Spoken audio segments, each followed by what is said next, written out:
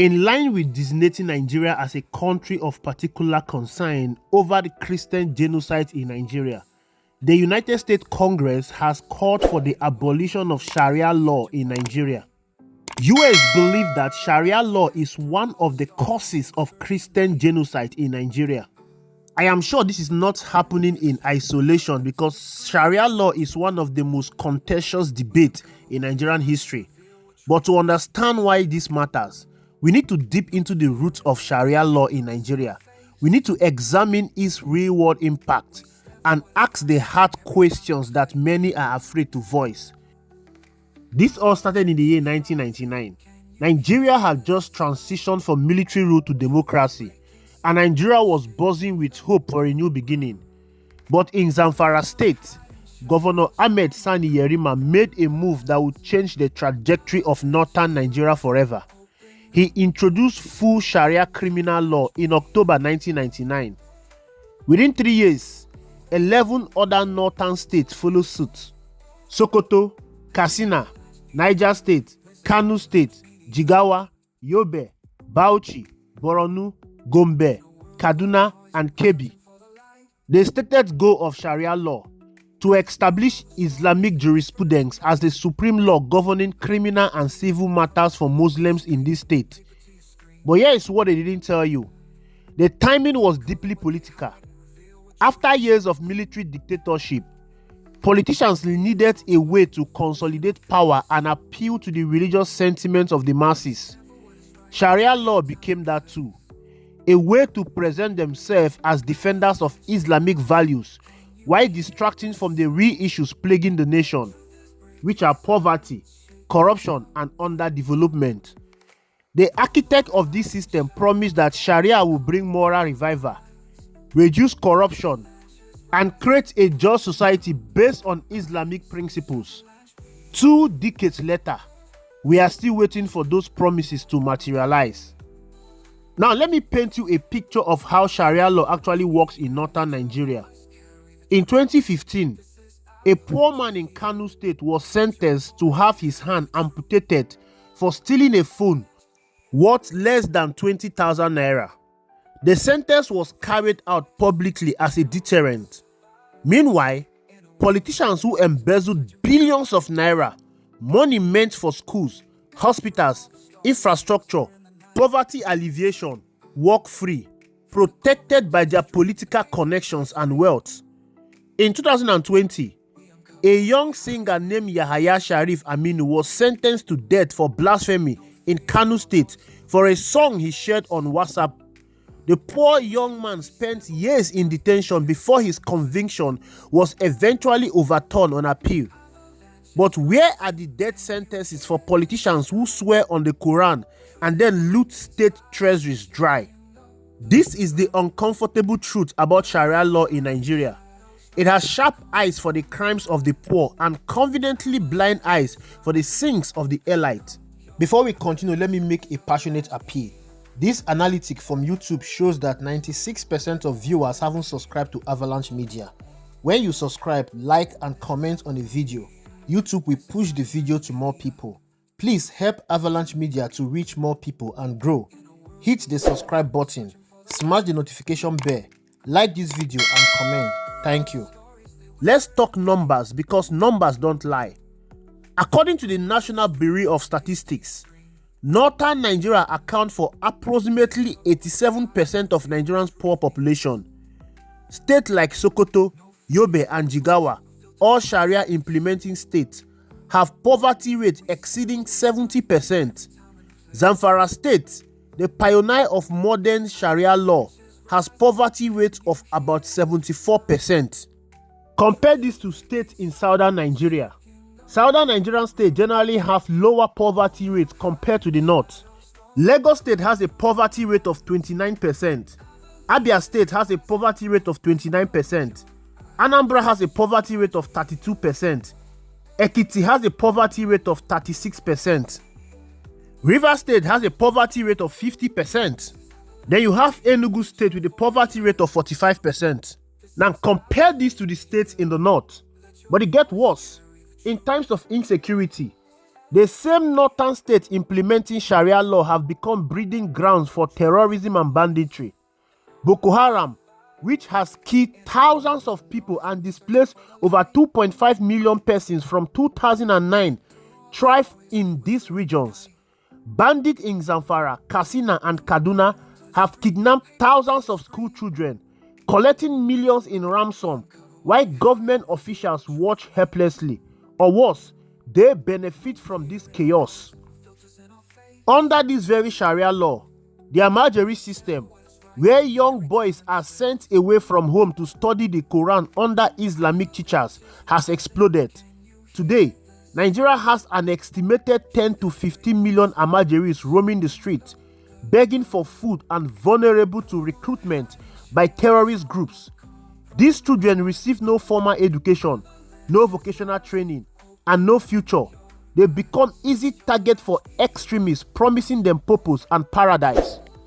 The Almajiri system accounts for the huge number of miscreants that are being recruited by terrorists and bandits. Perhaps the most disturbing is how Sharia law has been used to justify child marriages.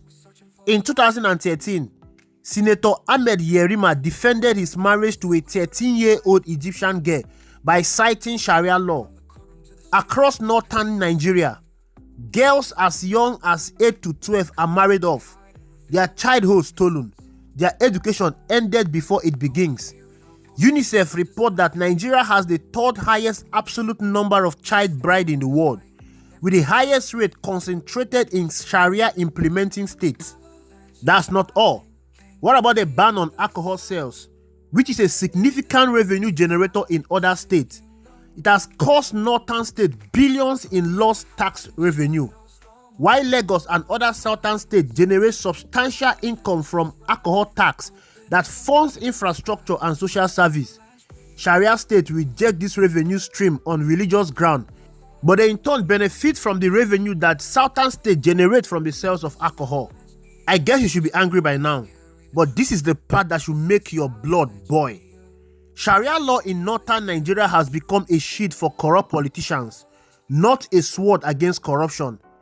The same religious laws that demand harsh punishment for petty theft conveniently have no teeth when it comes to persecuting the powerful. During the 8 years of President Muhammadu Buhari administration from 2015 to 2023, northern Nigeria suffered unprecedented economic decline. Insecurity exploded, poverty deepened, and infrastructure crumbled. But criticism of Buhari from the northern elite was muted. Why?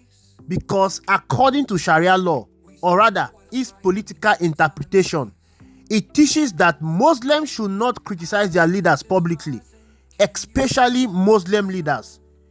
This cultural manipulation has created a system where politicians wrap themselves in religious robes while robbing their people blind. They build mosques with stolen funds and expect praise. They quote the Quran while the people starve. And when you dare to question them, they accuse you of attacking Islam itself. Not a single major politician has been persecuted under Sharia law for corruption. Not one hand has been amputated for stealing billions. Not one public official has faced the death penalty for destroying millions of lives through their greed. A video of the former governor of Kano State, Umar Ganduje, was seen online stuffing dollars into his babariga. He was not persecuted. He was not even invited by any security agencies. But instead, he completed 8 years as Kano State governor and went ahead to become the APC chairman. But what has Sharia law done so far? It has prosecuted the powerless, the poor man who steals to feed his family because his leaders have stolen the money meant for him, the young person who questioned religious authority, the woman accused of adultery while her male partner walks free. One of the darkest aspects of Sharia law in Nigeria is its use as a weapon to silence free speech and dissent through blasphemy accusations. Since 2000, dozens of people have been sentenced to death or lengthy imprisonment for blasphemy. In 2016, a woman named Bridget Abayemi was killed by mob in Kano State over allegations of blasphemy that were never proven.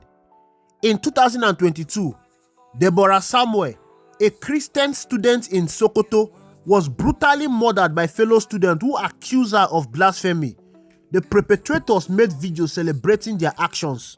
The message is clear: question Islam, criticize religious leaders, or even accidentally offend religious sensibilities, and you could lose your life. This climate of fear stifles intellectual growth, discourages critical thinking, and creates an environment where extremism flourish.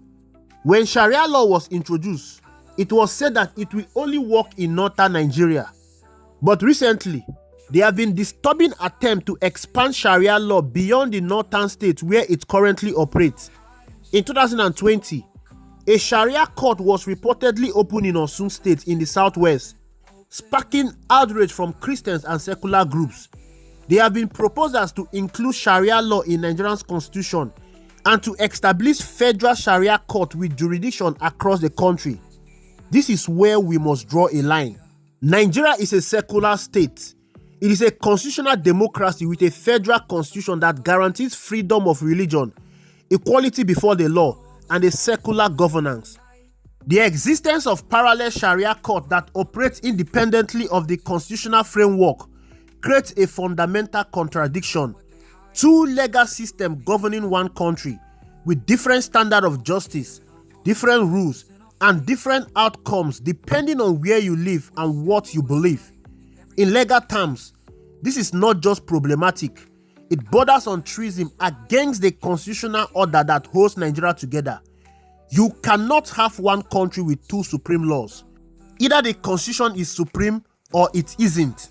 Nigeria is not the first country to implement Sharia law, and the result elsewhere should serve as a warning. Afghanistan under the Taliban rule implemented strict Sharia law. The result: women banned from education and most employment, public executions, amputations for theft, and a complete collapse of the economy. Today, Afghanistan ranks amongst the poorest and most oppressive countries on earth, with a GDP per capita of just $368. In Pakistan, Sharia law influences Pakistan's legal system, particularly through blasphemy laws. The result: Pakistan has one of the highest rates of extrajudicial killings for blasphemy, pervasive gender inequality, an economy that has required multiple IMF bailouts. With a GDP per capita of $1,568, Pakistan lags far behind secular democracies in development. Since the 1979 Islamic Revolution, Iran has operated under Sharia law. Despite vast oil wealth, the Iranian economy is crippled by corruption, sanctions, and mismanagement. Women are forced to wear hijab by law. Dissent is crushed brutally.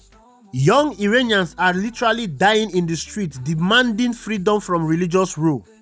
Now compare this to countries that maintain secular legal systems. Malaysia, while officially Islamic, Malaysia keeps religious laws separate from civil governance for the most part. The result: a GDP per capita of $11,993, thriving technology sector, and relative political stability. United Arab Emirates. Dubai has become a global business hub precisely because it maintains moderate interpretations and keeps religious law from interfering with economic development. The GDP per capita of United Arab Emirates is $44,315. How about Turkey? For decades, Turkey maintained strict separation between religion and state. During this period, it became the most developed Muslim majority country with a strong industrial base and GDP per capita of $10,675. The pattern is undeniable. Countries that prioritize secular governance, constitutional rule of law, and separation of religion from state function outperform those that implement religious law in nearly every metric: economic development, education, healthcare, gender equality, and human rights. Let me be absolutely clear here. Criticizing how Sharia law has been implemented in Nigeria is not an attack on Islam. Millions of Muslims around the world live peacefully under secular legal systems while practicing their faith privately and communally. The question is not whether Nigerians should be allowed to practice Islam. Of course, they should, just as Christians should be free to practice Christianity and others should be free to practice their faith or practice no faith at all. The question is whether a subset of Nigerian population should be allowed to impose religious law that contradicts the federal constitution, violates international human rights standards, creates a two-tier justice system, shield corrupt politicians from accountability, fuels extremism and insecurity, keep millions in poverty, justify violence against women and children, threaten Nigerians' unity and stability. 25 years of Sharia law in northern Nigeria has failed to deliver on its promises. It has not reduced corruption. In fact, corruption has worsened. It has not brought prosperity. Poverty has increased. It has not created security. Insecurity has exploded. It has not built schools or hospitals or roads. It has not created jobs or opportunities. What it has done is create a system where the powerful exploit religion to maintain control, where the poor are punished while the rich go free, where women and children suffer while men make the rules, and where anyone who dares to question the system risks being accused of blasphemy. The northern Nigerian people deserve better. They deserve leaders who are accountable to the law.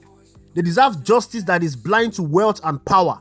They deserve schools for their children, not systems that produce millions of uneducated amajeris. They deserve security, prosperity, and the freedom to pursue their dreams. And Nigeria as a whole deserves a unified constitutional framework where one law applies equally to everyone, regardless of religion, region, or wealth. I am Avalanche Media, and I bring the truth like an avalanche, fast, heavy, and unstoppable. Stay informed, stay vigilant, stay ready. If you like this video, please help Avalanche Media to grow and reach wider audience. Subscribe to this channel, turn on the notification bell, like this video, comment your thoughts, and share this video. Thank you for watching. I will see you in the next video.